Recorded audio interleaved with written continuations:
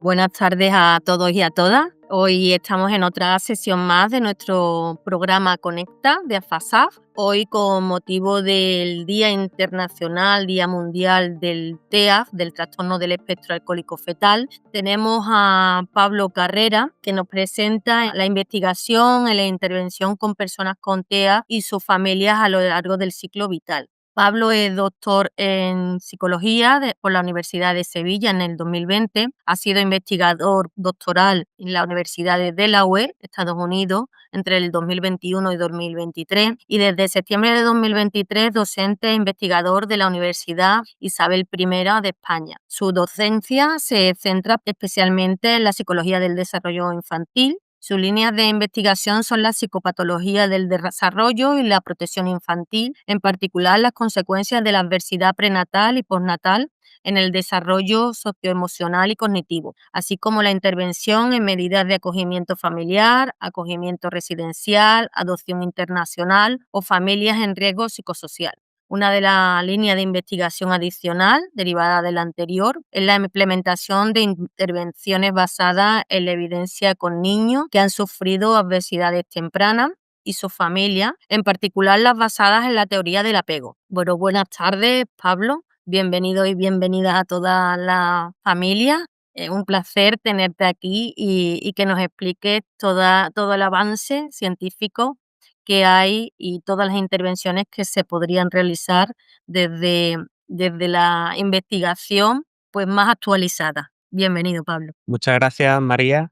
Y bueno, para mí es realmente un placer poder estar aquí porque como investigador, pues siempre estamos pues muchas veces muy centrados en hacer artículos, en análisis de datos y a veces no estamos todo lo cerca o no se transmite todo lo que se debería, la información a las familias o a las personas con las que se investiga, ¿no? Entonces, bueno, este tipo de eventos creo que cumple una función muy importante de transferencia del conocimiento de la investigación, que al final es la razón de ser, ¿no? Voy a empezar a compartir ya el PowerPoint. No voy a ver absolutamente nada, no voy a tener ningún tipo de feedback respecto a lo que está pasando, ni ver los mensajes de chat, pero bueno, podéis ir cualquier duda que tengáis, las personas que estáis conectadas, podéis ir poniendo mensajes y bueno, a mitad o al final dejaremos algún espacio para las preguntas y para discutir sobre cualquier aspecto que queráis. Pues bueno, como muy bien ha dicho, ha presentado María, mi nombre es Paula Carrera, actualmente estoy en la Universidad de Valladolid y voy a realizar una presentación que resume un poco algunos aspectos de la investigación y de la intervención con personas con trastorno del espectro alcohólico fetal y su familia, particularmente en el contexto de la adopción internacional. Y voy a presentar tanto algunos resultados de investigaciones de las que he formado parte, como investigaciones internacionales que creo que resultan interesantes, ¿no? Bueno, en primer lugar, me gustaría decir un poco cómo he acabado yo en este campo, en este tema del trastorno del espectro alcohólico fetal. Aunque ahora formo parte de la Universidad de Valladolid, hice la tesis doctoral en la Universidad de Sevilla, dentro de un grupo especializado en temas de protección a la infancia, sobre todo adopción, acogimiento familiar, inicialmente liderado por el profesor Jesús Palacios, muy conocido en el ámbito de la adopción, y ahí tenéis mi nombre entre muchos otros. Y aquí en esta mesa, pues ahí en el fondo estoy yo online, tal y como estoy aquí, pues porque no estaba en este momento, ¿no? En este contexto de este grupo de investigación se está llevando a cabo desde el año 2006 un estudio que se llama Longitudinal Adoption and Institutionalization Study, acrónimo LICE.us, porque es muy difícil decir ese nombre cada vez, que ese estudio intenta, lo que se trata es de analizar los procesos de desarrollo y recuperación tras experiencias de obesidad temprana y cómo los contextos influyen en esa recuperación. En concreto, con personas que han sido adoptadas internacionalmente y también con grupos de acogimiento residencial. Entonces, básicamente se trata de un seguimiento longitudinal de una muestra de adoptados internacionales de Rusia, que nacieron en Rusia y fueron adoptados por familias españolas, en menores en acogimiento residencial en España y un grupo de comparación de menores y después adolescentes de la comunidad que no han sufrido obesidad temprana, ¿no? Entonces, bueno, este grupo de investigación es de psicología del desarrollo, psicología evolutiva, y realmente ninguna de las personas que formamos parte de este equipo éramos expertas en trastornos del espectro alcohólico fetal, y no era uno de los objetivos de investigación cuando este estudio empezó allá por el 2006. O sea que ha sido algo que yo creo que al igual que la sociedad en general y los profesionales, ha sido algo que de alguna manera nos hemos ido encontrando a medida que ha pasado el tiempo, ¿no? Y ya que nos dedicamos a estos temas y teníamos esta investigación en marcha, pues nos pareció que teníamos que también aportar nuestro grano de arena, analizando los datos que teníamos de nuestra muestra, ¿no? Entonces, a partir de la tercera recogida de datos, cuando los chicos y chicas son adolescentes, más o menos entre el 2015 y 2019, esto ya, el tema del TEAF está empezando a ser un tema cada vez más relevante, en particular en el grupo de adoptados internacionales, ¿no? Y en gran parte esto es debido a la voz de las familias, familias con las que hablamos, familias que se organizan, como es el caso de Asafaz, y a una cierta mayor visibilidad o mayor conciencia de este tema por parte de algunos profesionales. Y bueno, también para enmarcar un poco lo que yo voy a hacer en esta charla, hay que decir que lo que yo voy a intentar aportar es una visión desde la investigación, pero el conocimiento, la visión que viene de la experiencia vivida, es decir, de la experiencia y de la voz de las personas con esta condición y su familia, también es algo muy relevante y muy importante que aporta otro tipo de información que debe estar también sobre la mesa, ¿no? De hecho, cada vez más en los proyectos de investigación o las intervenciones sobre diferentes condiciones de salud mental o de discapacidad, cada vez es más importante que también está presente esta voz de la familia, de las personas afectadas y este conocimiento que viene de la experiencia vivida, ¿no? Dicho esto, evidentemente yo me voy a centrar en la investigación. Esto tiene pros y contras, es una visión objetiva basada en el método científico, pero siempre es inevitable cierto nivel de generalización, ¿no? Y también es inevitable que la investigación muchas veces no es capaz de recoger toda la complejidad y toda la riqueza que sí tiene la experiencia a nivel cotidiano de vivir con una determinada condición o una determinada experiencia. Yo, por ejemplo, cuando me estuve preparando esta charla, me estuve viendo algunos vídeos anteriores que tenéis de Conecta, que he visto que se han hecho bastantes conferencias, ¿no? Bastantes formaciones. En particular, vi uno de, creo que es José Ignacio Carvajal, sobre, bueno, cómo ser felices siendo padres con un hijo o hija con TEA, y también, sobre todo, para ver qué decían las aportaciones de las familias, ¿no? Y la verdad que me resultó muy interesante y aprendí muchas cosas que seguramente solamente leyendo artículos de científicos de investigación, pues no se pueden aprender, no se pueden conocer tan bien. Pero bueno, dicho esto, mi intervención aquí va a ser desde esta óptica de la investigación, sin menospreciar, por supuesto, toda esta parte también de la experiencia de vida. Este es el índice un poco para que haya una idea de qué es lo que voy a ir contando y el recorrido. En primer lugar, voy a centrarme más en la investigación, hablando un poco de la exposición prenatal al alcohol y el TEA, pero entiendo que esta parte más básica es algo pues, más conocido, ¿no? Por todos.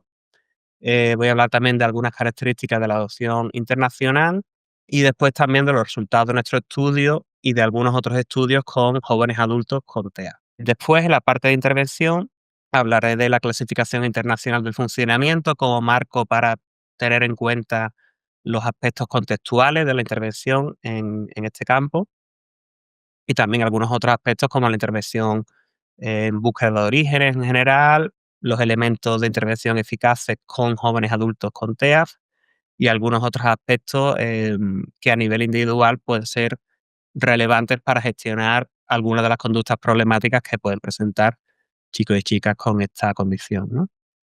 Bueno, estos son diapositivas de un consorcio de estudios sobre el trastorno del espectro alcohólico fetal que las tiene disponibles para educación sobre este tema, ¿no? Bueno, sabemos que la exposición prenatal al alcohol es una causa conocida de defecto de nacimiento, de discapacidad intelectual, lo que se conoce como un teratógeno, ¿no? Que la exposición en útero es dañina para el desarrollo y causa una serie de consecuencias a largo plazo.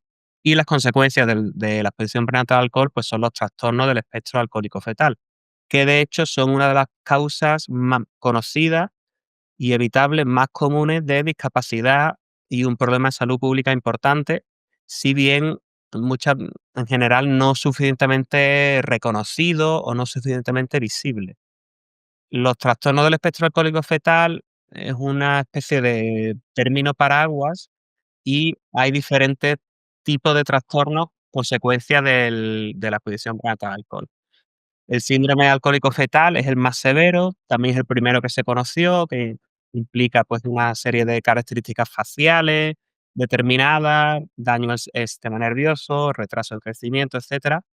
Pero puede haber también, además del SAF más completo, un SAF parcial en el que solamente hay algunos de estos defectos presentes, trastorno del neurodesarrollo relacionado con el alcohol, en el que hay afectación, del neurodesarrollo a nivel comportamental, socioemocional o cognitivo, pero no aparecen esas características faciales particulares asociadas a la exposición prenatal al alcohol, ¿no? Entonces, no hay una marca visible, pero sí ha habido afectación.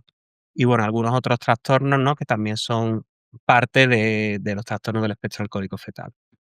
Y bueno, uno de los problemas en este tema es que realmente el embrión es susceptible, a los efectos de la exposición prenatal al alcohol desde muy temprano. Incluso más o menos cuando pasa el primer periodo que no ocurre y que a lo mejor la mujer todavía no es consciente de que está embarazada, ya ahí el embrión es vulnerable a los efectos del alcohol. También depende de en qué término del embarazo, si es un consumo moderado o intenso, todo eso va a afectar a las consecuencias. Pero bueno, el caso es que realmente desde muy temprano, desde incluso antes de que la mujer sea consciente de que está embarazada, puede haber efectos de la exposición prenatal al alcohol, ¿no? El SAF, pues, como comentaba, pues tiene este patrón específico de dismorfia facial o características faciales. Implica también un retraso en el crecimiento pre y postnatal y problemas en el funcionamiento del sistema nervioso. Estas son algunas de las características faciales, que entiendo que ya más o menos estáis familiarizados, ¿no? Como en los ojos, en el labio superior, en el filtrum, ¿no? Con lo que está ahí debajo de la nariz. Y son características que cuando están presentes sí que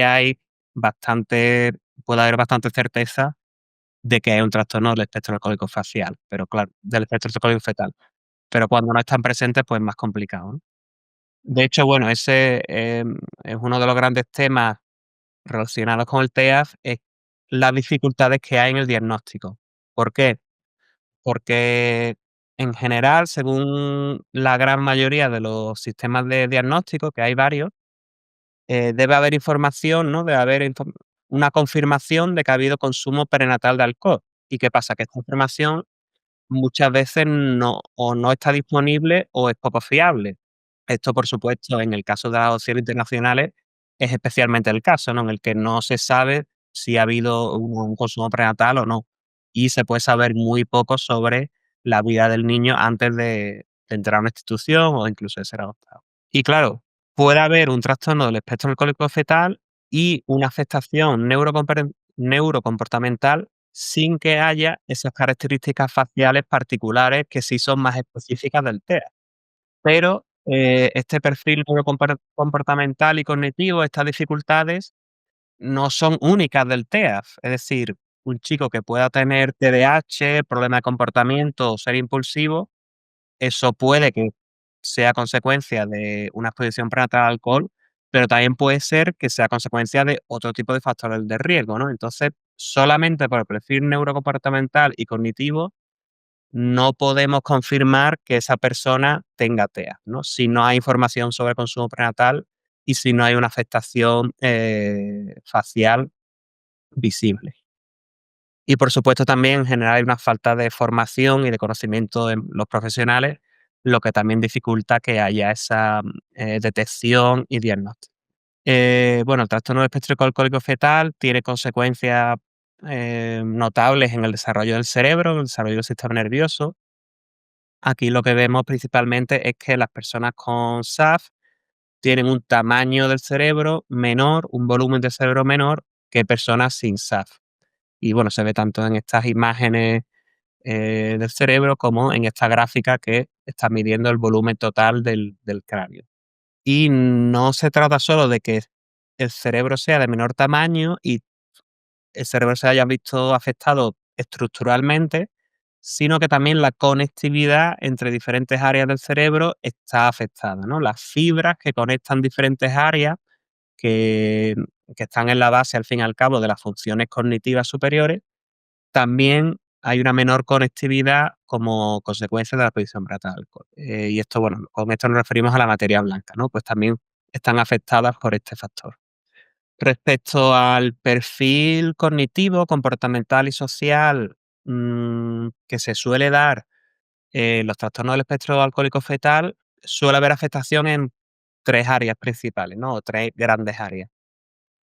Puede haber dificultades cognitivas en funciones cognitivas complejas como la función ejecutiva, la memoria de trabajo, la atención, el razonamiento visoespacial. También hay dificultades de muchas dificultades de autorregulación, ¿no? De control de impulso, regulación emocional, incluyendo ansiedad, problemas de conducta o conducta de salud de riesgo, y dificultades de comunicación y adaptación en habilidades sociales, las relaciones con los iguales, habilidades de la vida diaria, comunicación y el lenguaje también parece que se ve bastante afectado. Esto, por supuesto, pues según el perfil, según la persona, puede haber más o menos dificultades de un tipo u otro, ¿no? Aquí vemos un mapa sacado de un estudio que se hizo aunando todos los estudios disponibles sobre prevalencia del trastorno del espectro alcohólico fetal en el globo. Y bueno, cuanto más azul oscuro, mayor prevalencia de este trastorno, ¿no? Entonces, bueno, aquí lo que se ve es que en Europa del Este y en algunos países de Europa, pues la prevalencia es relativamente mayor, aunque es del 2%, porque esto es sería 20 por 1000, ¿no? Entonces, bueno, donde hay más es más o menos el 2%, y bueno, evidentemente también correlaciona con el consumo de alcohol general que hay en los países, ¿no? Y, por ejemplo, en los países árabes, pues prácticamente es inexistente. Y este estudio también incorpora un análisis de prevalencia del trastorno del espectro alcohólico fetal en poblaciones especiales, en donde puede haber una tasa mayor de esta condición. Por ejemplo, en población aborigen o en población rural de estatus socioeconómico bajo. Y lo que se ve, que es algo realmente llamativo, es que en adoptados de Europa del Este, adoptados que tienen esa zona de origen, la prevalencia del TEA, según varios estudios, hay uno en Cataluña, otro en Suecia y otro en algunos otros sitios, la prevalencia de TEA llega al 50%. Es decir, la prevalencia de este trastorno en adoptados de Europa del Este es realmente muy alta, ¿no? Tan alta que parece casi uno de cada dos personas adoptadas de Europa del Este puede que presenten este trastorno. Y aquí es donde ya entramos en el ámbito de la adopción internacional, dado que en España hubo realmente un boom de la adopción internacional en todo el mundo, pero que España era uno de los países que más miles de niños se adoptaba cada año, más o menos a partir del 2000 hasta el 2008, ¿no? Donde se adoptaban cada año miles de niños, llegando a un pico de más de 5.000 niños adoptados internacionalmente en torno al 2004, 2005. Ahora la adopción internacional está bajo mínimo, pero es verdad que hubo realmente muchísimas adopciones durante algunos años a principios de los 2000. Y de estas adopciones, las principales zonas de origen durante esos años que hubo un boom de la adopción internacional fueron Asia, en concreto China, que eran prácticamente todas chicas, que sería la línea naranja, y Europa del Este, en un principio también Rumanía, pero sobre todo durante los años 2003, 2004, 2005 Rusia. De hecho, esta es la razón por la que cuando se comenzó el estudio LICE.us, al que me he referido antes, nos decidiéramos centrarnos en chicos y chicas adoptados de Rusia, porque estaban llegando muchos y nos permitía tener una muestra homogénea en la que todos los chicos y chicas venían de la misma zona de origen, ¿no? Entonces, realmente durante esos años llegaron a España miles y miles de adoptados de Europa del Este que fueron adoptados por familias españolas, ¿no? Ahora bien, claro, si hablamos de adopción internacional, hay una serie de aspectos que hay que tener en cuenta más allá de la posible exposición prenatal al alcohol. Porque si hay opción es que ha habido adversidad previa de algún tipo en prácticamente todos los casos. Esta adversidad puede haber sido prenatal en el caso de la exposición prenatal al alcohol, pero también puede haber sido adversidad postnatal de distintos tipos. Exposición a maltrato familiar, pobreza, malnutrición y también, en muchísimos casos, incluso en la mayor parte de los casos, aunque difiere según el país de origen, institucionalización temprana, que es un nombre que es muy fácil equivocarse con él, ¿no? Pero la gran mayoría de los chicos y chicas que fueron adoptados internacionalmente, muchos habían pasado sus primeros años de vida en orfanatos, en instituciones, es decir, bajo cuidado grupal, en contextos que no son los más adecuados para el desarrollo infantil, particularmente en los primeros años, ¿no? Por ejemplo, en nuestro estudio, más del 85% de los chicos y chicas que habían sido adoptados de Rusia habían estado en mayor o menor medida en instituciones, en orfanatos, antes de ser adoptados. ¿Y qué pasa con la institucionalización? Pues que la institucionalización se considera una forma de negligencia estructural. Suelen ser instituciones grandes en las que hay muchos niños. A veces esto es una institución de Bucarest y a veces estos niños se pasaban ahí boca arriba sin hacer gran cosa durante horas, ¿no? Hay un horario un tanto rígido de alimentación y tal, pero en general hay poca interacción entre adultos y el niño, ¿no? Y ratios altas de cuidador. Hay pocos cuidadores para muchos niños, por lo tanto hay una falta de oportunidades para establecer apegos selectivos, para tener una figura de referencia, ya que un niño puede ver a muchos cuidadores diferentes a lo largo del día. Y también hay una estimulación social, cognitiva, lingüística insuficiente, particularmente durante una edad, los 3 primeros años en que esta estimulación es realmente esencial, ¿no? Y también en los peores casos, no siempre, pero en algunos casos, puede llegar a que no se atendían bien las necesidades físicas, ¿no? Y los niños estaban malnutridos. Y además esta institucionalización, esta presión temprana, se da en periodos sensibles del desarrollo. ¿Qué significa esto? Son periodos en los que particularmente se dan entre los 3 primeros años, aunque no solo, en los que recibir un determinado tipo de estimulación en calidad y en cantidad es crucial para que se desarrollen diferentes áreas del desarrollo social y cognitivo, ¿no? Es decir, un niño que no se ve expuesto a, a suficientes estímulos de lenguaje entre los 3 primeros años, es posible que ya pueda tener problemas de lenguaje para toda su vida, ¿no? Porque durante ese periodo sensible no ha recibido los suficientes estímulos que les hacían falta. Entonces, claro, la institucionalización en estas edades puede tener consecuencias bastante serias en el desarrollo físico, socioemocional y cognitivo. Entonces, en este estudio, en el estudio del que viene esta gráfica, que también es una compilación de diferentes estudios con chicos y chicas adoptados internacionalmente, lo que vemos es que cuando llegan a la familia, cuando son adoptados, que sería esta barrita negra, cuanto más abajo, más para abajo vaya, significa que hay más retraso respecto a lo típico para la edad, que sería el cero, ¿vale? Cuando llegan, llegan con bastantes retrasos, pero 8 años después de haber llegado a su familia adoptiva, que sería la barrita gris, se han recuperado bastante. Es decir, la adopción suele ser una intervención bastante eficaz, al menos no para todos los aspectos, pero suele haber una gran recuperación después de la adopción.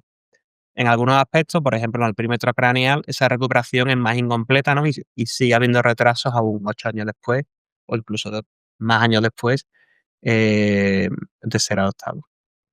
Bueno, dicho esta contextualización respecto al TEA, Afiliación Internacional, ahora voy a pasar a presentar los resultados que sacamos de nuestro estudio LICE.us sobre este tema. Es un artículo que está publicado en inglés porque, bueno, tenemos que publicar en inglés para que llegue a un público internacional, en buena revista, etcétera. Pero bueno, está en abierto este artículo, cualquiera que tenga más interés se lo puede descargar. Y en este artículo nuestro objetivo era comparar los adolescentes adoptados eh, que habíamos identificado que tenían TEAF con los adolescentes adoptados que en principio no tenían TEAF y con adolescentes de la comunidad en una batería de dimensiones de desarrollo físico, socioemocional y cognitivo. La muestra eran 69 adoptados nacidos en Rusia, de Andalucía y de Madrid. Eran adolescentes en ese año y la gran mayoría había estado en instituciones antes de la adopción. Y también había un grupo de comparación de 30 adolescentes eh, sin involucración en adversidad, ¿no? Que sea el sistema de protección. Y bueno, pues les pasamos una batería neuropsicológica, test de inteligencia y una serie de cuestionarios estandarizados sobre diferentes dimensiones. ¿Cómo evaluamos la presencia de trastorno del espectro alcohólico fetal? Bueno, pues de una manera yo diría que imperfecta y mejorable, ¿no? Había una pregunta que contestaron los padres y madres adoptivos del estudio, que era si su hijo tenía alguna de las siguientes condiciones. Había una lista de condiciones, TDAH, dificultad de aprendizaje, y entre esa lista estaba el síndrome alcohólico fetal o posición prenatal alcohol. Entonces, bueno, nuestros resultados se basan en esta información por parte de los padres. Evidentemente, es posible que haya chicos y chicas en la muestra que puedan tener TEA, pero que por lo que sea los padres no lo han identificado, no lo saben y pues no van a aparecer en estos análisis, ¿no? O van a aparecer como que no tienen TEA. Pero bueno, con esta forma de evaluar, nosotros encontramos que, según la información de los padres, el 20% de los chicos y chicas adoptados tenían TEA y el 80% no, lo que es una prevalencia bastante alta, aunque menor del 50% que han encontrado estos estudios con adoptados de Europa del Este. Bueno, en esta gráfica lo que vemos es los resultados del estudio respecto a las variables psicosociales, cognitivas, etcétera, ¿no? Y la barrita verde serían los resultados del grupo de adoptados con TEAF y la marrón del grupo de adoptados sin TEAF. Y bueno, lo que sería el cero sería un poco como el punto de desarrollo del grupo comunitario, ¿no? De adolescentes, lo esperable para la edad, vamos. Y bueno, básicamente lo que vemos es que los adoptados con TEA muestran más dificultades que los adoptados sin TEA y dificultades, bueno, pues de bastante severidad, ¿no? En variables como habilidades sociales, problemas internalizantes, sobre todo, comportamiento de tipo autista, estereotipas, comportamiento un poco rígido o problemas de lenguaje y también un menor perímetro cefálico, circunferencia craneal. Pero también es cierto, se diferencian menos, ¿no? Más o menos muestran un nivel similar de dificultades o no dificultades en variables más cognitivas como atención o función ejecutiva. Y también es cierto que los adoptados sin TEA, si bien muestran menos dificultades, también muestran dificultades en diferentes áreas, ¿no? Como en función ejecutiva, algunos problemas de lenguaje o más o menos el mismo nivel de inteligencia, etcétera.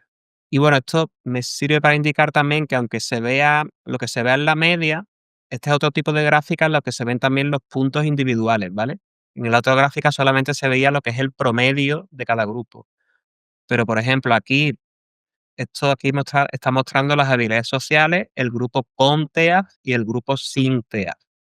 Lo que vemos que aunque la media sería esta barrita, aunque la media es claramente inferior en el grupo con TEA, dentro del grupo hay heterogeneidad, ¿no? Por ejemplo, aquí tenemos a 3 chicos que están en un rango o chicas que están en un rango normal de habilidades sociales, aunque tengan TEA.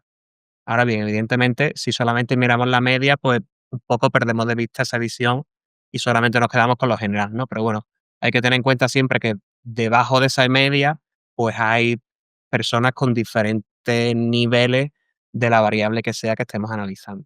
También había una mayor proporción en los chicos y chicas con TEA de diferentes condiciones secundarias o comórbidas, por ejemplo, bastante nivel de dificultad de aprendizaje, casi el 80%, o de TDAH, casi el 70% tenía también TDAH, si bien es verdad que casi el 40% de chicos y chicas adoptados sin TEA también tenían TDAH, ¿no? Que es una prevalencia bastante alta. Por lo tanto, como conclusiones de este estudio, hay un porcentaje alto de TEAs en esta muestra de chicos y chicas adoptados de Rusia, si bien menor. Es verdad que hay una posibilidad de infradiagnóstico y que la evaluación es mejorable. Se caracterizan en particular los adolescentes adoptados con TEA por dificultades más severas de comunicación, de regulación emocional y comportamental y de lenguaje, y por un menor perímetro cefálico, más que por dimensiones cognitivas. Y los adolescentes adoptados sin TEA también muestran dificultades en dimensiones psicosociales y cognitivas. Y por supuesto, sin olvidarnos de esa heterogeneidad que se da también dentro de los grupos, ¿no? Bueno, ¿qué pasa después de la adolescencia? Ese estudio que hemos realizado nosotros era con chicos entre 13 y 18 años para ver un poco algunas de las dificultades que pueden darse después de la adolescencia. Voy a resumir algunos resultados de este estudio, que es un estudio canadiense con una muestra de cientos de personas que fueron a clínicas para ver si tenían un diagnóstico de TEA, y hay tanto adolescentes como jóvenes adultos y adultos, ¿vale?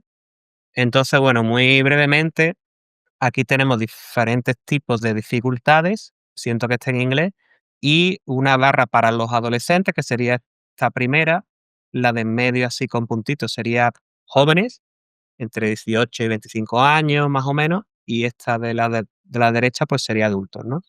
Entonces, bueno, lo que creo que llama más la atención o el resultado principal de este estudio, de esta gráfica, es que donde hay más problemas, en torno al 70%, tanto en los jóvenes como en los adultos, es en problemas de empleo y necesidades para la vida independiente. También es verdad que hay cierto riesgo, parece, de abuso de alcohol o de sustancias, pero sobre todo en estas dos variables. Y claro, yo al ver este resultado, lo que pienso es que estas dificultades son en áreas que en gran medida, evidentemente no solo, pero en gran medida dependen del apoyo contextual del que se disponga. Porque, pues si pensamos sobre ello, ¿qué proporción de personas con discapacidad visual tendrían dificultades de empleo, como salía en esa gráfica, en ese estudio, si no existiera la ONCE? Pues seguramente muchas, ¿no? Pues existe la ONCE, se está dando un apoyo en especial porque es necesario para que estas personas con esta condición tengan más oportunidades de empleo y por lo tanto las dificultades de empleo pues son menores porque hay ese apoyo, ¿no? A nivel institucional, a nivel contextual, para que estas personas tengan menos dificultades de empleo, ¿no? Entonces este punto del apoyo, de lo relevante que son cuando vemos estas dificultades, el apoyo contextual, a mí me parece bastante importante. También algo que me parece a nivel de investigación relevante es verdad que desde la investigación y también en tono de mea culpa, porque también en la investigación que nosotros hemos hecho se basa bastante o se centra mucho en los déficits, ¿no? En los déficits y las dificultades. Y es normal porque hay dificultades serias, es una condición compleja, pero que haya una visión que se centre exclusivamente a nivel de investigación en las dificultades, en el déficit, tiene algunos problemas, tiene algunos riesgos. ¿Por qué? Porque puede contribuir al estigma y a una visión sesgada que no reconozca la diversidad que es existente y los aspectos positivos que también existen en personas con TEA familias. También que las intervenciones más eficaces no se centran solamente en prevenir las dificultades, sino que deben basarse, deben partir de también de las fortalezas y de los aspectos positivos que haya en las personas con TEA, en su contexto, en su familia. Y también que ese excesivo enfoque en el individuo y en sus posibles mm, cosas que pueda o que no pueda hacer, o dificultades a nivel psicológico, etcétera, obvia o deja un poco de lado los apoyos o las barreras contextuales que también tienen una gran influencia en la adaptación de esa persona. Y adicionalmente, pues puede haber una falta de ejemplos positivos que sirvan como modelo para personas con TEA, ¿no? Y que una persona con TEA lo único que escuche respecto a personas con su condición sea todo negativo, ¿no? Y no tenga ningún ejemplo positivo. Entonces, bueno, de la investigación hay una serie de personas que están intentando equilibrar un poco la narrativa, ¿no? Y hacer o recopilar información que se centre no solamente en las dificultades que evidentemente están ahí, sino también en las fortalezas o los aspectos positivos que pueda haber para no simplemente ignorarlo y que parezca que todo es negativo, ¿no? Entonces, bueno, esta es una revisión en la que se compilan y se resumen todos los estudios que hay que aporten o que evalúen algún tipo de fortaleza o aspecto positivo de personas con trastorno del espectro alcohólico fetal. Y bueno, yo aquí resumo muy brevemente las principales fortalezas o aspectos positivos que han encontrado en esta revisión de personas con TEA, ¿no? Creo recordar que tanto preguntando a las personas con TEA como algunos a sus padres o madres.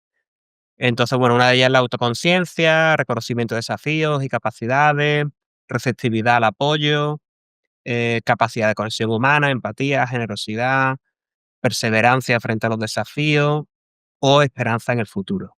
Entonces, bueno, yo creo que lo que principalmente sirve esto es que nos dé una visión que no sea completamente negativa, ¿no? Sino que todo el mundo, que todos los chicos y chicas con TEAF van a mostrar estas capacidades, pues a lo mejor no, pero igual que no todos van a tener solamente problemas, ¿no? Entonces se trata un poco de equilibrar esa visión. Esta organización a mí también me parece interesante de conocer, es una organización anglosajona, eso sí, de chicos y chicas adultos que tienen TEAF y que participan como consultores, un poco dando su voz y su visión en diferentes iniciativas de investigación, de intervención relacionadas con el TEAF, ¿no? Con un poco su lema es nada para nosotros sin nosotros. Entonces, bueno, también de alguna manera sirve como ejemplo para ver que las personas con TEAF pues, pueden hacer pues muchas cosas, ¿no? Y no todo se trata de dificultades. Esto es una persona que forma parte de esta red y, bueno, pues una persona pues muy implicada, que participa en diferentes iniciativas, etcétera. Podéis entrar a la página web si tenéis interés. Como conclusiones de la parte de investigación, pues bueno, evidentemente los TEA son una condición compleja con consecuencias a largo plazo en el desarrollo físico, socioemocional y cognitivo, comorbilidad con otras condiciones y necesidades de apoyo para la vida independiente o el empleo. Parece que particularmente están afectadas áreas de comunicación e interacción social, problemas comportamentales y regulación emocional. Se da una prevalencia especialmente alta en personas adoptadas de Europa del Este, si bien es verdad que las personas adoptadas han sufrido otro tipo de adversidad postnatal, por lo que yo creo que también es importante ser cauteloso y no atribuir toda dificultad en una persona adoptada o una persona adoptada de Europa del Este al TEA, porque puede tener también otras causas. Y bueno, también reconocer que hay diversidad en las personas con TEA que también muestran fortaleza y que pueden tener trayectorias vitales positivas. Y por último, decir la relevancia de los apoyos contextuales, que es lo que un poco nos engarza con la siguiente sección, que es la de intervención, que es un poco más breve que esta. Así que, bueno, no sé si hay muchas preguntas en el chat y podemos hacer una breve. No hay preguntas en el chat, con lo cual si alguien quiere comentar algo de esta primera parte. Rosa, dime. Como he visto los problemas, a ver, ha hablado de dificultades en la comunicación, de escasas herramientas para socializar, y me gustaría que fuera un poco más concreto en eso, porque sí, yo sí he observado que en mi hijo hay esos problemas, pero solamente cuando tiene que iniciar una relación y no conoce a la persona. Luego ya puede tener una relación normal y muy buena además. Entonces, ¿qué es lo que impide que esa persona, que mi hijo, pueda relacionarse tranquilamente? Cualquiera de nosotros podemos tener dificultades al iniciar una relación, más o menos ser más o menos tímido o ser más o menos, no sé, todos, pero no llegar hasta el extremo de no poder salir a la calle porque es difícil relacionarse con nadie. No sé si me he explicado, ¿se me entiende? Sí, a ver, hombre, yo, o sea, en esto hay mucha variabilidad, ¿no? Como decía, desde luego, si, pues, si su hijo, aunque le sea un poco más tímido al principio, después se puede racional, pues eso desde luego significa que sí tiene habilidades sociales, ¿no? Las habilidades sociales, pues, son un aspecto quizás de los más complejos. Entonces, de alguna manera, cuando hay algún tipo de dificultad de otro tipo, a lo mejor cognitivo o de impulsividad, o a veces puede ser simplemente un tema de ser algo más diferente, ¿no? Depende del contexto, pues, a lo mejor, pues, ya, puede se pueden resentir esas habilidades sociales, ¿no? Y también, evidentemente, lo que no un poco lo malo de esto es lo que no se practica, ¿no? Si ya un niño a lo mejor es más retraído, aunque sea un poco, y de alguna manera, pues no se relaciona mucho, ya de alguna manera no está practicando todas esas habilidades sociales que le van a servir para seguir relacionándose, ¿no? Entonces, puede ser un poco un círculo en el que se retroalimenta, a lo mejor a partir de dificultades que no son tan serias, ¿no? Pero claro, al relacionarse menos, ya los otros van aprendiendo más habilidades sociales y algunos chicas y chicas no, ya tengan TEAs o no, que esto se da en todo tipo de Ya, personas. ya, También la experiencia de vida, la ansiedad social, existen en todas las personas que no tienen por qué estar relacionado, ¿no? O sí, correlacionado con el TEA. Sí, sí, pero sí es verdad que se da, de hecho, uno de los resultados de nuestro estudio en el que vimos que el chico y chica adoptados, de Risa en concreto, tenían más dificultades, una compañera hizo la tesis doctoral sobre ello, era en las relaciones sociales, sí. concretas. Y la verdad es que tampoco sabíamos concretamente muy bien por qué, ¿no? Pero bueno, el tema de la impulsividad, Sobre de todo el mantenimiento de la relación sí, y sí, del vínculo. A ver, él no tiene dificultades para mantener el vínculo y la relación una vez que se establece, pero tiene es incapaz de salir a la calle, por ejemplo, a ujú, buscar empleo. Él dice que no, que le da vergüenza, entonces no es capaz ni tan siquiera de salir a buscar, de preguntar, ujú, nada, ni tan siquiera de ir a comprar el pan, porque ujú, tiene que hablar con la panadera. O sea, y eso le pasa desde pequeñito, o sea, iba con su hermana, que también tiene TEA, pero a ella le decía: "No, no, entra tú y cómpralo", y eso era desde pequeñitos. Ahora, sin embargo, es algo de lo que además no quiere hablar y no le gusta hablar, y es algo que ha mantenido a lo largo de todo el tiempo. ujú. Entonces, si está con amigos y compañeros y demás, pues bueno, donde ellos vayan va él y con quien ellos se relaciona él. Pero una vez que esos amigos y compañeros van desapareciendo por motivos profesionales o que cambian de dirección, de domicilio y eso, pues se va quedando solo y él solo no es capaz de seguir relacionándose con gente con la que se relacionaba porque digamos, no era gente de él, era de los otros. Y a establecer nuevas relaciones es muchísimo más complicado. Entonces, al final, se va aislando, aislando, aislando y quedándose solo. Y no quiere hablar de ello. Hombre, ahí sí que, pues eso, algún tipo de, no sé si intervención o apoyo a nivel contextual, ¿no? Como estaba hablando, incluido, por supuesto, terapia que pueda Ya, ayudar un poco en ese sentido, ¿no? Pero bueno, a ver, no quiere ir a terapia, no le gustan los psicólogos. ya. Bueno, es comprensible también. Pero Entonces, es la pescadilla que se muerde la cola, es muy complicado. Y no sé cómo sacarlo de ese círculo.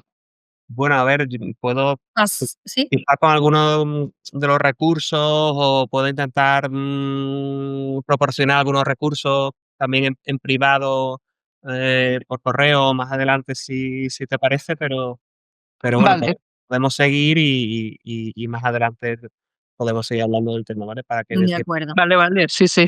a esta parte de intervención, que es más corta, pero bueno, todavía tiene Sí. su. Hay 2 personas que han pedido la palabra. Teresa. Hola, siguiendo con lo que ha dicho la persona que ha intervenido, en nuestro caso es todo lo contrario. Él no tiene dificultad para empezar una relación, la dificultad es para mantenerla, ¿no? Entonces, no voy a ser muy breve porque has dicho que quizás va a mandar herramientas por privado, porque yo creo que, a nosotros, por lo menos, que, hemos pasado por un rosario de psicólogos, psiquiatras, etcétera, las herramientas para, estos niños, en concreto para el nuestro, ¿no?, en las habilidades sociales, no nos dan ninguna, y estamos bastante perdidos, y es muy triste, la verdad.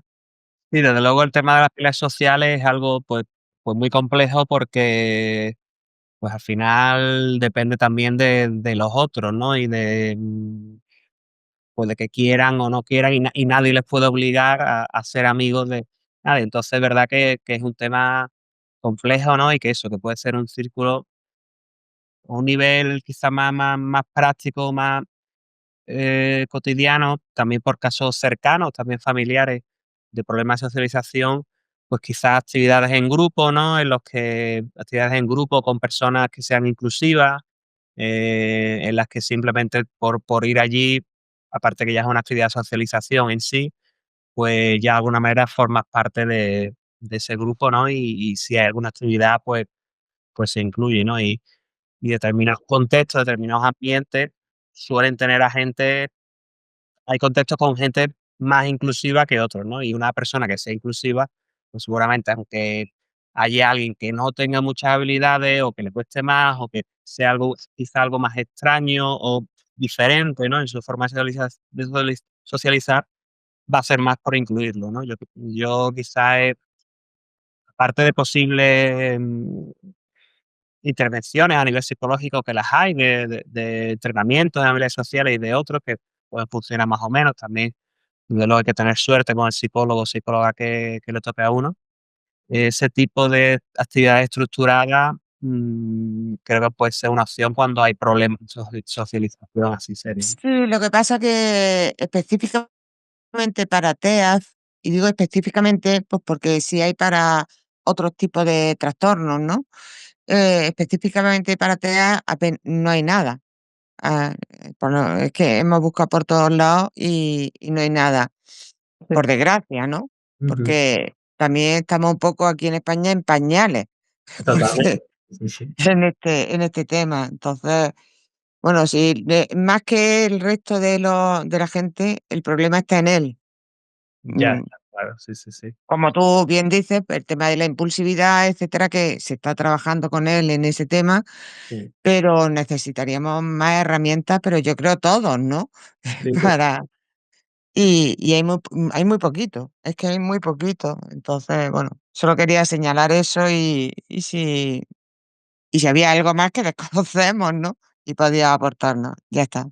así pues, muchas gracias por la intervención y vamos, creo que tienes toda la razón en que aquí que hacen falta más recursos, que hacen falta más visibilidad, más concienciación y que todo eso, hombre, pues en principio debe de ayudar también a la adaptación de estas personas, ¿no? Si también se les reconoce un poco más y se es consciente de dónde pueden venir sus dificultades, ¿no? Igual que a lo mejor hace a lo mejor, yo qué sé, pues 15 o 20 años, una persona con autismo tenía un tipo de conducta que a lo mejor no se comprendía muy bien, a lo mejor en público porque se ponía nervioso, quizá o en el aula, ¿no?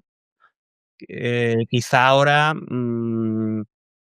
tampoco lo sé a ciencia cierta, pero puede ser que haya algo más de concienciación y que a lo mejor cuando los mismos chicos y chicas ven a una persona con autismo que tiene determinados comportamientos que en principio no son muy adaptativos, a lo mejor al ser consciente de que hay una condición, debajo de eso, ¿no? Que la está causando, puede ser más comprensivo y más inclusivo. No lo sé si eso puede ser una de las vías, pero bueno, a mí se me ocurre que puede ser.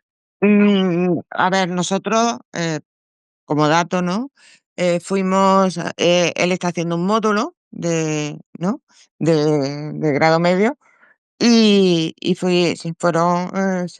fue a dar una charla sobre el TEA a los compañeros, ¿no?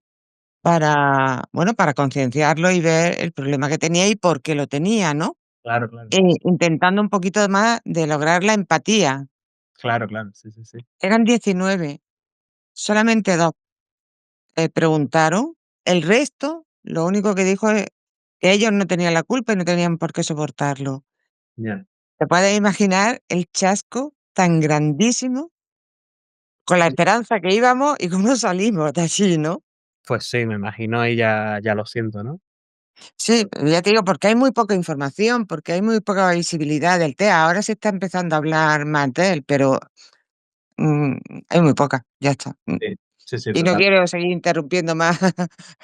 Nada, no, yo por supuesto encantado que participéis y que aportéis vuestras cuestiones, ¿no? O comentarios. No, sobre todo necesitamos herramientas. Herramientas en sentido figurado, ¿no? Para poder trabajarlas, que ellas las trabajen, nosotros poder trabajarlas.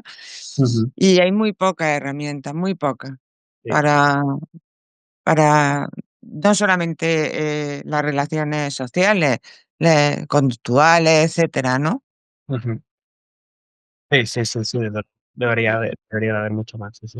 Y otra Vale. también sería la forma de poder acceder a los chicos cuando los chicos no quieren ir a algún sitio, que Ya. sabemos que lo necesitan, que sabemos, como la terapia, sabemos que la necesitan, pero si no quiere voluntariamente ir al sitio, que alguien, un profesional, pudiera entrar en contacto con él de alguna manera, aun lo siento mucho, aun en contra de su voluntad. Porque es que lo contrario se puede pasar el mío, por ejemplo, casi 24 horas metido en un cuarto, en su cuarto. ¿Ha intentado la vía online? Pues nosotros, por ejemplo, ahora mismo está con una psicóloga, pero online. Ya, así me gustaría que fuera también, pero, simplemente el hecho de decir que tiene que hablar, o que convendría, o que sería bueno, o que le vendría bien hablar con un psicólogo. La palabra psicólogo es rechazo absoluto.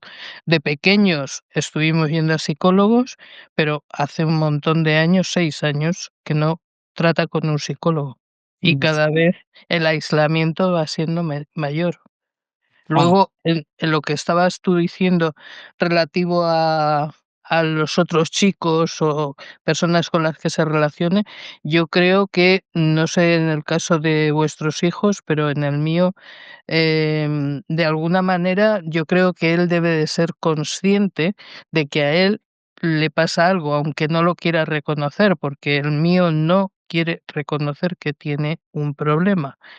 Y cuando se diagnosticó, nos informaron a los 3, o sea, su hermana se podría estar relacionando y que en algún momento, pues, por su forma de hablar o de comportarse, pues, igual, resulta que a las otras personas le puede resultar extraño o raro, o lo que quiera que sea, y Sí. se pueden terminar alejando. Entonces, sí, yo no sí, sé sí, si en parte eso es así, eso es el así. miedo o la vergüenza que él dice que siente, que yo creo que es miedo quizás a ese rechazo que antes o después sufren, porque él puede poner mucha ilusión y estar feliz de haber encontrado un amigo o un grupo de amigos, pero si ve que poco a poco se van alejando de él o que, ¿sabes?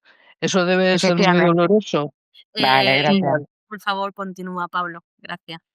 Continúo y bueno, a ver si después podemos tener algo de tiempo, para continuar por el debate, ¿no? Pero bueno, aquí voy a presentar algunos aspectos relacionados con la intervención. No sé si alguno resultará, bueno, de cierto interés o de utilidad, pero bueno, espero que sí, ¿no? Respecto al tema de la intervención con personas con TEA, yo creo que algo importante y yo creo que no está del todo incorporado en cómo se trata y cómo se ve el trastorno del espectro alcohólico fetal es una visión o un modelo que está muy presente en el ámbito de la discapacidad, de la diversidad funcional, que es la clasificación internal del funcionamiento. Es un modelo de organización de la ONU, de la Organización Mundial de la Salud, que un poco intenta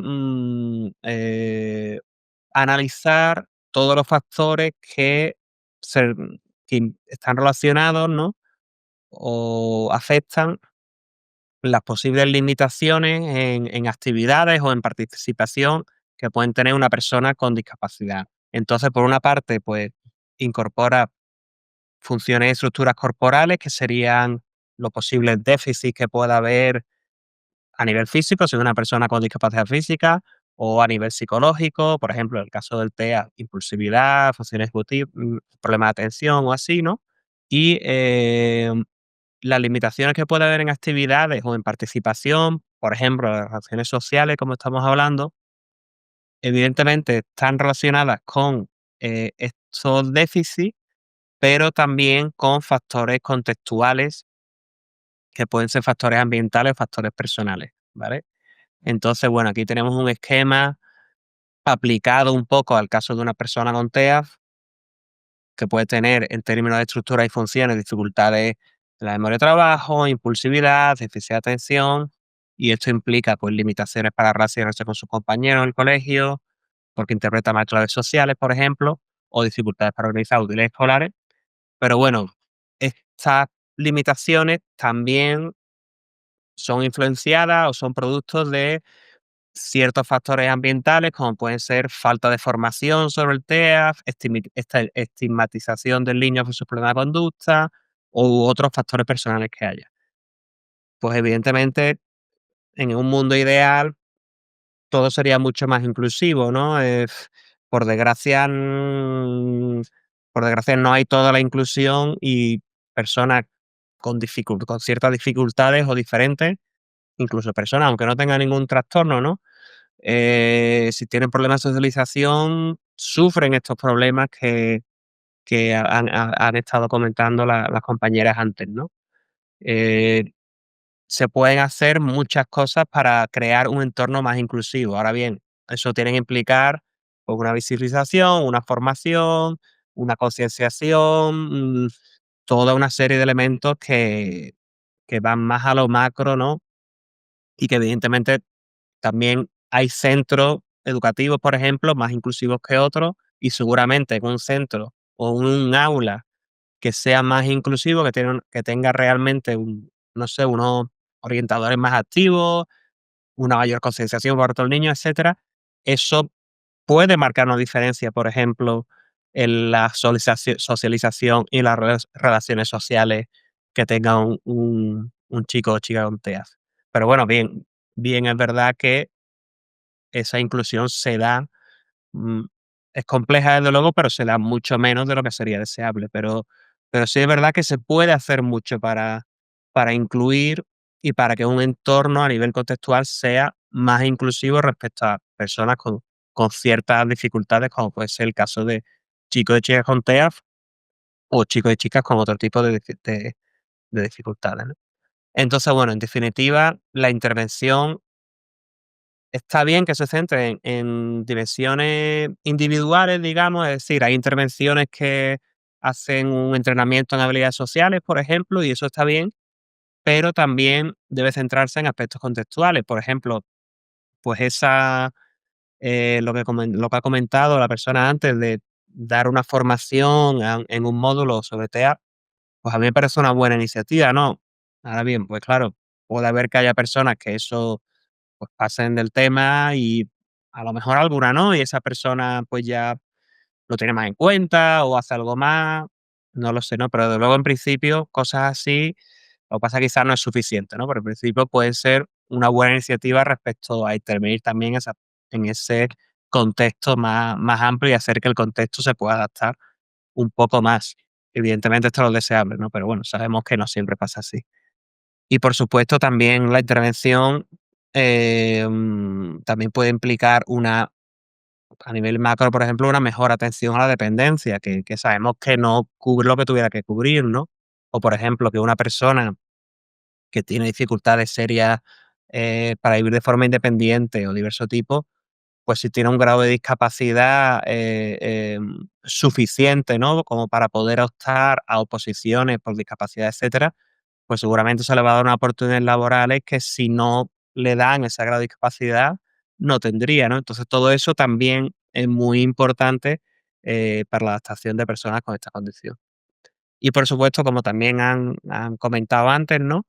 Queda mucho por hacer realmente en la formación de profesionales de la salud y de la educación en TEA, ¿no? Todavía queda mucha labor de visibilización, de formación y de que se sepa sobre esta condición y se sepa crear mejor las condiciones para que estas personas puedan incluirse e integrarse en diferentes contextos.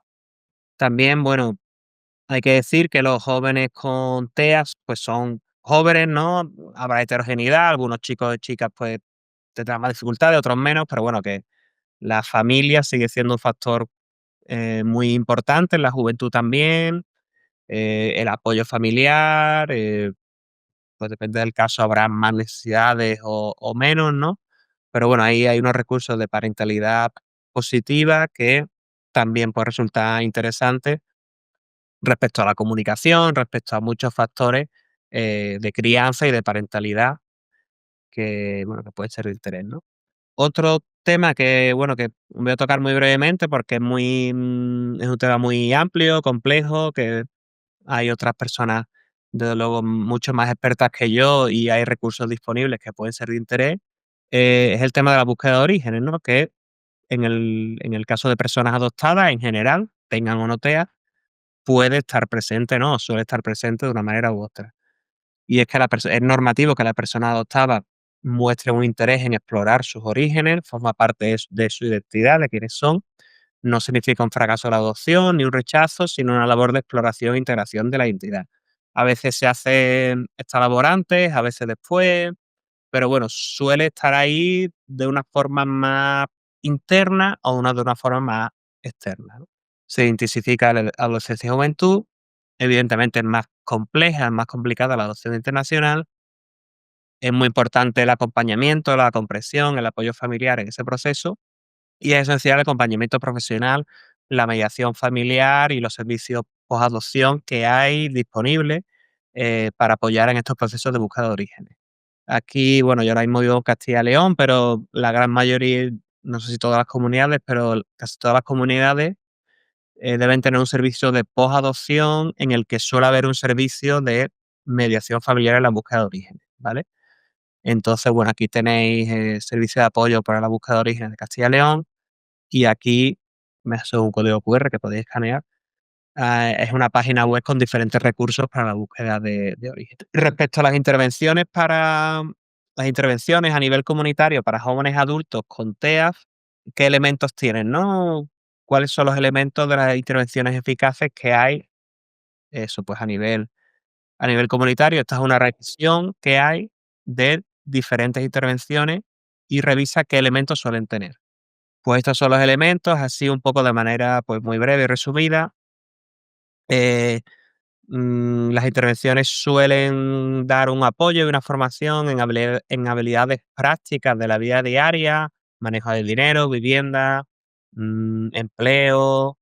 Suele haber un entrenamiento también en habilidades de vida y vocacionales para ayudarle a mantener el empleo y también a mantener redes sociales. Y también tiene que haber un tema personal individualizado, ¿no? Que se adapte a las capacidades concretas de las personas y encuentre oportunidades para que se ajusten a esas capacidades de la persona. El apoyo debe ser individualizado, ¿no? No hay un modelo único, cada adulto con TEA tiene sus necesidades, sus ritmos, sus capacidades diferentes. Por lo tanto, hay que ir ajustando las metas y los apoyos de manera flexible.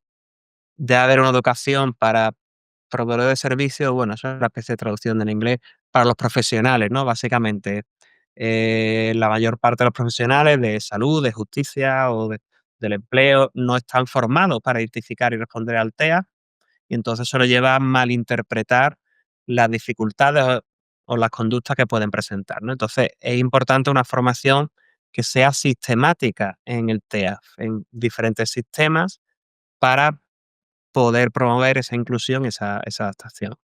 También es muy importante una buena estructura y la rutina, ¿no? La consistencia y la previsibilidad ayudan mucho a personas con este trastorno a reducir la ansiedad, a mantener el funcionamiento diario. Entonces es fundamental establecer horarios claros, con una supervisión y rutinas que sean muy estables, ¿no? Entonces, a lo mejor la persona sabe que cada jueves pues viene o pues no sé quién que va a ayudar a limpiar la casa, o cada jueves come con sus padres, o entonces es más fácil que no se lo olvide, o esta estructura y rutina es muy importante, ¿no? También, de nuevo, pues no centrar solo en los déficits, sino también intentar reconocer los talentos y habilidades que pueda tener cada persona para fomentar la autoestima, la motivación, y poder favorecer la integración social y laboral, y hacer adaptaciones ambientales en el entorno físico, social y comunicativo, como, no sé, que haya instrucciones simples, usar apoyos visuales, recordatorios externos, reducir las distracciones, crear ambientes menos estresantes, como ajustar sus necesidades sensoriales o cognitivas, ¿no? Que pueden tener una hipersensibilidad, pues, por ejemplo, tener luces que sean menos intensas y un poco intentar adaptar al ambiente para que sea un entorno seguro para la persona con TEA. Ahora bien, evidentemente, o sea, esto se refiere a intervenciones que tiene que poner en marcha, pues, algún tipo de asociación, el Estado, o, una ONG o los servicios sociales, ¿no?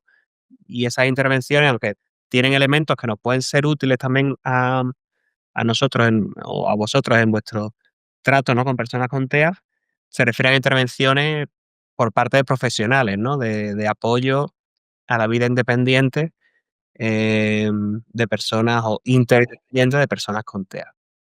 A nivel individual, voy a presentar nada más que un par de ideas muy rápidamente que a mí me han parecido interesantes, no sé cómo os parecerán a vosotros, porque se salen un poco de centrarse nada más en lo que hace o deja de hacer el chico o chica.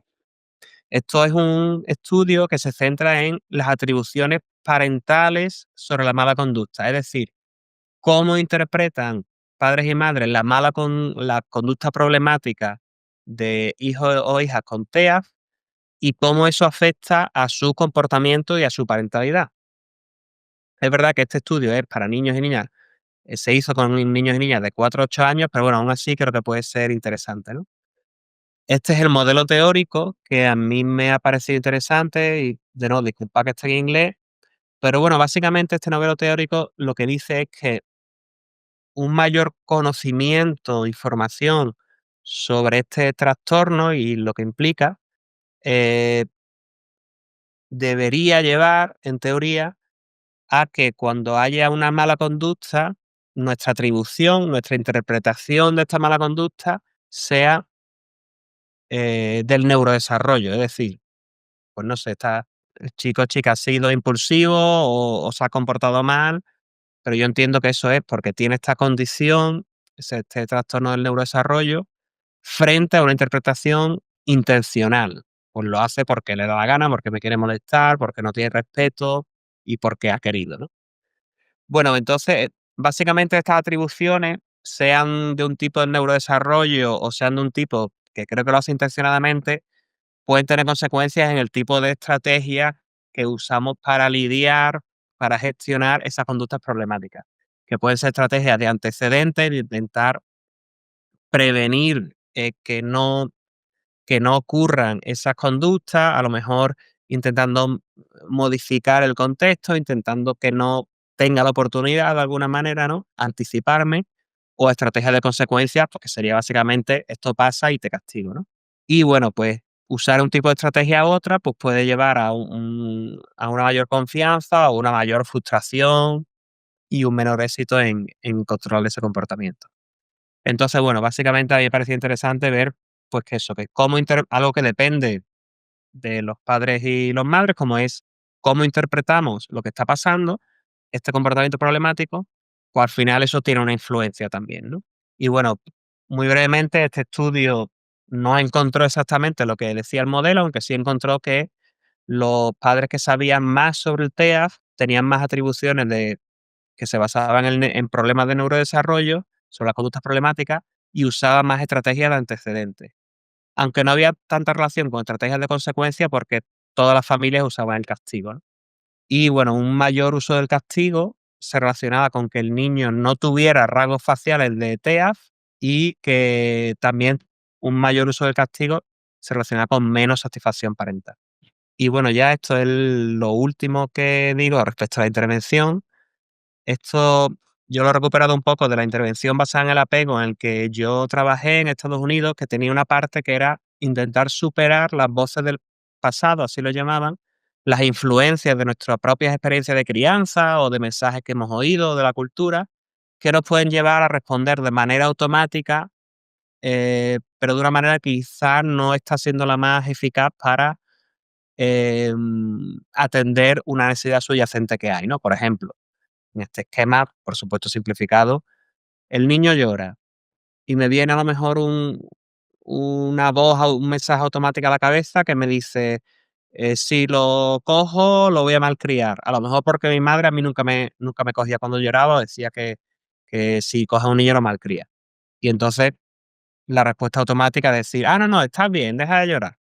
En cambio, si sabemos que esto nos pasa, podemos intentar anticiparnos, sabemos un poco cuándo, en qué tipo de situaciones nos cuesta, ¿no?, responder, y entonces de alguna manera nos prevenimos, nos anticipamos y decimos, vale, el niño está llorando, a mí me viene que lo voy a malcriar si lo cojo, pero en realidad yo sé que esto significa que a mí me necesita, ¿no?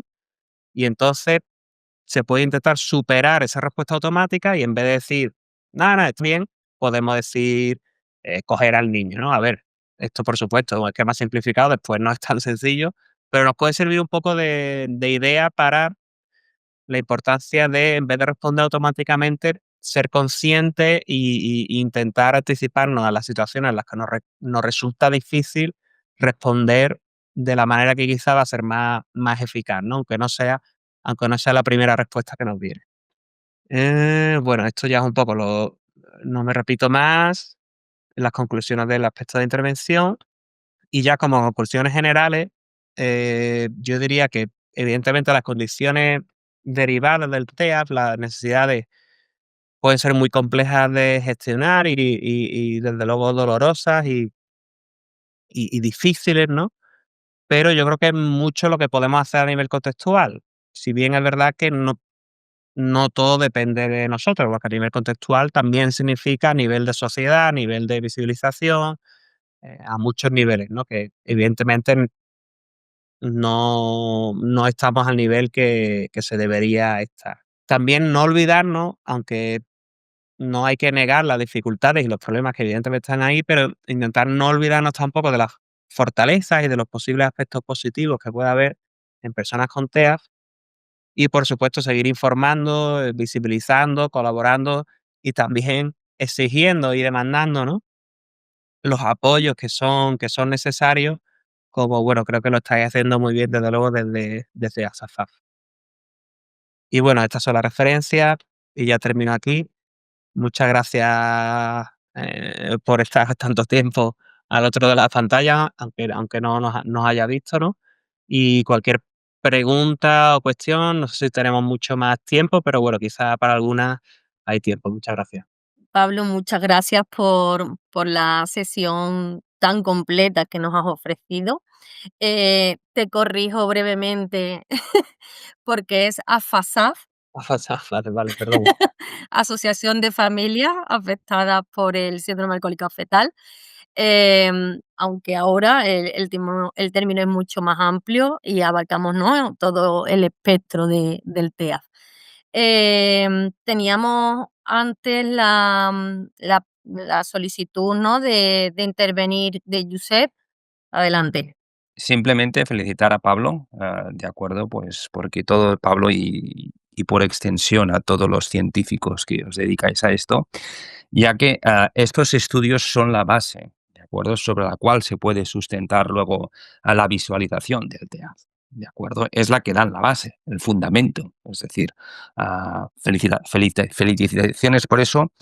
Luego también, y muy brevemente, poner énfasis a lo que tú has dicho, muy bien los científicos, es decir, igual hay que cambiar ese bias, es decir, ah, es bueno que se conozcan, pues, bueno, los comportamientos de estos chicos, pero quizás aún es mejor que se conozcan las fortalezas, ¿de acuerdo? Es decir, tenemos que luchar para que se conozca la problemática y para que se conozca que estos chicos tienen unas fortalezas, que no tenemos todos.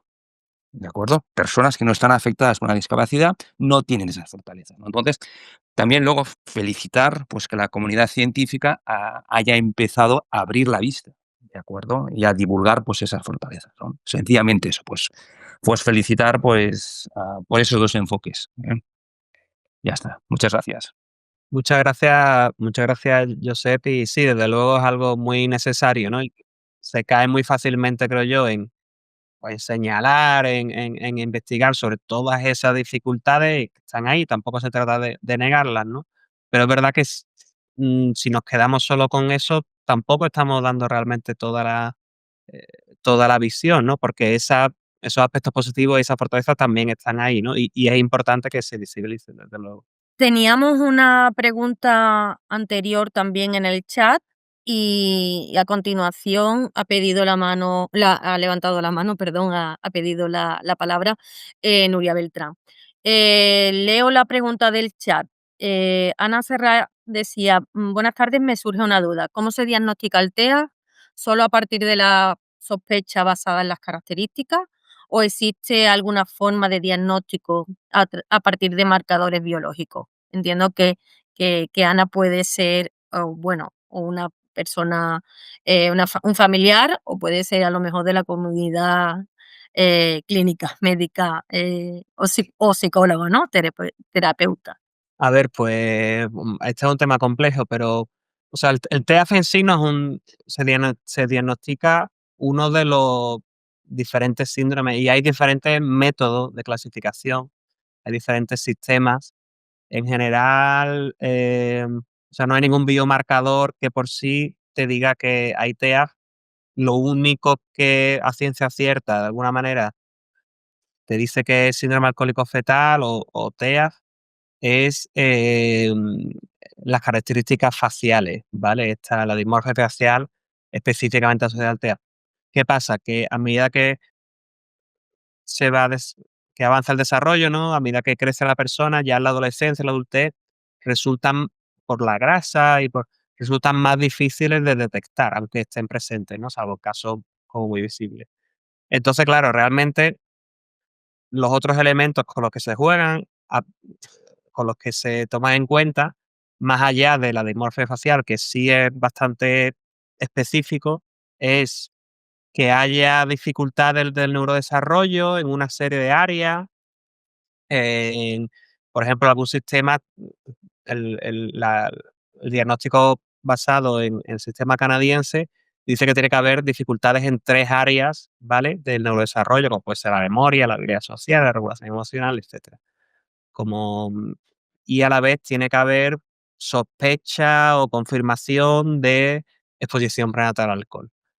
Pero claro, ahí entramos también en que muchas veces no hay información suficiente de si ha habido exposición prenatal al alcohol o no. Entonces, cuando no hay cuando no hay esas características faciales, a no ser que se tenga una confirmación o una sospecha bastante basada, ¿no? De que ha habido consumo prenatal de alcohol, el diagnóstico realmente es muy complicado, porque simplemente basándonos en los problemas de comportamiento o problemas de memoria o tal, podemos tener sospechas, pero realmente no se puede llegar a confirmar el diagnóstico. Estupendo, gracias. Nuria Beltrán. Hola, sí, gracias. Bueno, no, lo mismo. Yo pienso que felicidades porque vale la pena que la comunidad científica de aquí pues vaya profundizando en el tema. Bueno, me ha llamado la atención el 20% de prevalencia que mencionaste antes, pero realmente cuando hicieron el estudio aquí en Cataluña, creo que llegaron a participar unos 300 y pico, si no recuerdo mal, y creo que diagnosticaban ellos. No se trataba de que las familias ya supieran si lo tenían o no, y ese 50% en ese grupo que analizaron, dicho por 2 de los médicos en un foro público, pero que estábamos, digamos, un grupo de familias afectadas, si hubieran podido confirmar la exposición al alcohol, quizás se hubiera convertido en un 75%. O sea que es 50%, pero con dudas, ya digo, mencionado por ellos. Y si trabajáis en el tema del SAF, yo pienso que hay que insistir en investigar a los autóctonos, porque yo pienso que tanto niño hiperactivo que hay en las aulas, nos hemos encontrado en la asociación con familias que han descubierto cuando el hijo o la hija ya tiene 19, 20 años, que no era hiperactivo, que estaba afectado por TEAF. Yo pienso que tenemos los autóctonos. Y sí que pienso que lo que has mencionado de los apoyos contextuales, yo pienso que es la clave. Es la clave porque, a ver, a un ciego no le vas a pedir que haga terapia y se esfuerce para que vea. Adaptamos el contexto, se dan los apoyos necesarios, y mi experiencia es mi hija ya tiene 27 años, la adoptamos con 20 meses, y realmente cambia muchísimo la película. Cuando ella descubrió que no era la única, o sea, la aparición de AFASAF, que apareció en su adolescencia, el hecho de, ¡guau!, aquí hay más gente, y quizá no soy de los peores, que esto se lo dijo ella, viendo otros chicos afectados. El hecho de pasó a los 10 años en una escuela de educación especial, donde pasó a ser la lista. Esto para su autoestima. Estaba en un grupo pequeño, ella en un grupo grande ya empezaba a perderse. Es verdad que la escuela de educación especial, bueno, quizá hubiera podido rendir más académicamente, pero también lo otro, y aquí me voy al tema de apoyos contextuales, el primero somos la familia. Si no les entendemos y si no interiorizamos lo que les pasa, les exigimos que estudien, les exigimos que se titulen, les exigimos que tengan un empleo y que lleguen a esforzarse para tener una vida autónoma. Y al final es que no pueden, es que se les funden los fusibles. La nuestra, al pasar a educación especial a los 10 años, al cabo del tiempo se comportaba mejor. Y en las espirales de esto del mal comportamiento, el hecho de tienes que asumir que es que no lo hace porque quiera, que hay momentos que la apariencia te engaña, y pienses, jolín, mala bruja, vale, pues no lo hacen porque quieren, sino entender. Es que no puede, no lo ha podido controlar. Esto yo he vivido muchas veces, hasta que depende también de cómo te pillan. Hay momentos en que como padres estamos agotados y ya más allá de las fuerzas. Pero habiendo un incidente, el que fuera, por impulsividad, por lo que sea, si puedes decir, cuidado, es que ha pasado esto, te has sentado mal, has reaccionado así y tal, esto está mal, no tienes que reaccionar así, pero te ha pasado por esto y por esto, la espiral de violencia se va para abajo. Si no la entiendes, la riñes, explota, no sabe ni qué le ha pasado, porque le ha pasado todo como un rayo. Y ostras, aquí tenemos un papel muy importante, porque ayudarles a ellos a entenderse, si nosotros les entendemos, ya es muy importante en su personalidad. Y ahora la mía hace 2 años ha entrado en un taller ocupacional. Estaba sintiéndose que ella allí no encajaba, porque como se tiene muchas habilidades, pero no las puede mantener, ¿vale? No tiene capacidad productiva porque, bueno, al cabo de un rato pues ya no puede concentrarse. Entonces estaba en un taller ocupacional con gente con un nivel intelectual más bajo, y ella allí no se sentía bien. Pasó a un espacio residencial con rutinas marcadas. Lo primero que dijo es que está con gente con trastornos de espectro autista, con algún trastorno de comportamiento, bueno, que ella allí se comunica mejor, está con unas rutinas marcadas que han adaptado las actividades a lo que ella puede hacer y rescatando en qué es buena, y 2 años después está mucho más centrada, con una autoestima mucho más alta, una relación con nosotros más afectuosa. Entonces, yo pienso que los apoyos contextuales lo son todo. O sea, yo pienso que lo son todo para que podamos ahora hace falta mucho recurso público porque las familias, o sea, evidentemente lo que pueden hacer unos profesionales, o sea, donde está ahora, tienen ratio de un psicólogo para 15 personas todo el día. ¿Vale? Además de monitores, educadores, la gente que dirige actividades como pintura, senderismo, lo que, o sea, pero claro, necesitamos mucho de esto porque en la vida adulta petan y dicho por la doctora Nuria Gómez, de que el 80% de los afectados no podrá tener una vida independiente. Entonces, si uno la puede tener, tiene que haber unos apoyos que las familias pues somos finitas y por ley de vida no podemos acompañarles a lo largo de toda su vida. Entonces yo pienso que este tema es clave y propuesta, y ya termino la intervención, estudiad a lo largo de la vida también qué ha pasado con chicos que fueron diagnosticados desde pequeños y que han podido tener un buen acompañamiento familiar porque las familias hemos sabido lo que les pasaba, y chicos que se ha descubierto muy tarde y que las familias, por tanto, no sabían lo que pasaba y les han exigido pues lo normal cuando te piensas que se está portando mal y no tiene nada. Entonces, yo pienso que este estudio longitudinal también podría dar mucha luz en la importancia de poder dotar de recursos y acompañamiento a las familias, porque las familias también hemos sufrido muchas consecuencias. El hecho de no saber qué ocurre ha hecho explotar muchas cosas, la salud, la estructura familiar, muchas cosas. Entonces yo pienso que es un estudio que sería muy, muy importante y que podría ayudar. Gracias. Sí, pues Gracias, Nuria. muchas gracias, Nuria. Y sí, o sea, todo lo que has dicho estoy totalmente de acuerdo con lo que has comentado, y aparte me parece un buen ejemplo, ¿no?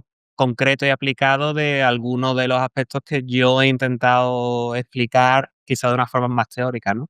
Entonces, sí, coincido totalmente la importancia de esos aspectos contextuales, porque va a haber ciertas cosas, ¿no? De posibilidad o de ciertas dificultades que quizás no se van a poder cambiar en la persona, ¿no? Pero todos esos aspectos contextuales que evidentemente no podemos hacer que recaigan exclusivamente en la familia, ¿no? Sino que debe haber un buen sistema de apoyo a la atención a la dependencia, todo eso que has comentado, pues sí que puede marcar mucho la diferencia, ¿no? Y es lo que se puede hacer, y eso sí se puede hacer, y aunque evidentemente no siempre es fácil, y sí marca la diferencia, ¿no? Y respecto a la prevalencia, sí, totalmente.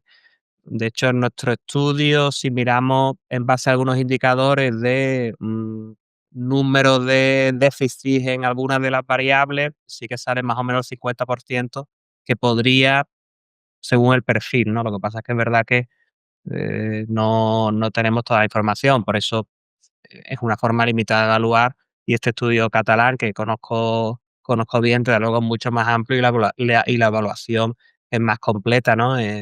Entonces, sí que la cifra seguramente esté más en torno al 50%, como bien has dicho. Así que muchas gracias por tu intervención, porque creo que ha sido muy enriquecedora.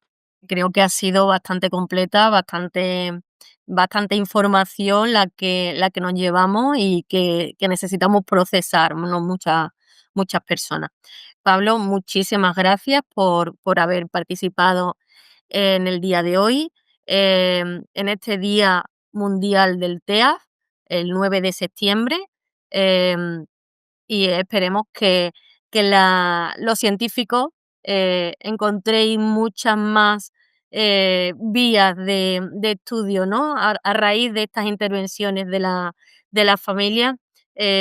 Nuria Beltrán publicó un libro, es autora de un libro también, pues, de su experiencia personal, ¿no? Y de sus vivencias y de su hija. Eh, Esperamos que dentro de poco podamos tener la versión en castellano. Actualmente está en catalán nada más. Y bueno, a partir de ahí seguro que también pueden surgir, ¿no? Nuevas hipótesis que investiguen desde la comunidad científica. Muchas gracias, Pablo, nuevamente, y muchas gracias a todas las personas que habéis participado en la sesión de hoy. Muchas gracias, María, y muchas gracias a todos. Que desde luego también escuchar lo que tenéis que aportar y vuestra experiencia a mí también me sirve mucho, ¿no? Y también me da ideas sobre por dónde deben ir las prioridades para seguir investigando y seguir pues, luchando en este tema. Muchas gracias. Muchas gracias, Pablo. Gracias, buenas noches. Buenas noches.